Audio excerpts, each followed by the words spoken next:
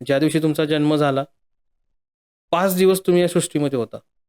5वी ज्यावेळी तुमची पुजली गेली, ज्यावेळी सटवाईनं तुमचं नशीब लिहिलं गेलं, त्या दिवशीपासून तुमचा मृत्यू येईपर्यंतचा प्रवास आहे तो म्हणजे जीवन. पाठीमागचे तुमचं जे काही संचित कर्म आहे योनीचं, तुम्ही ज्या योनीतून जन्माला येता, ज्या दिवशी जन्माला आला त्या दिवशी तुमचा मृत्यूची डेट फिक्स आहे.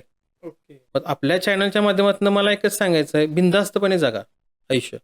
मृत्यूची डेट फिक्स आहे हे तर मान्य आहे. माणूस या भौतिक सुखामध्ये स्वतःचं जीवन विसरून गेलेला आहे.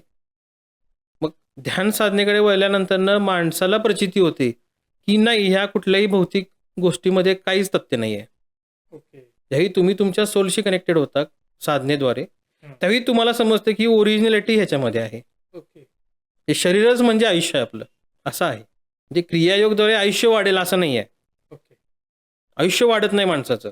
माणसाचं जन्म आणि मृत्यू हे फिक्स आहे.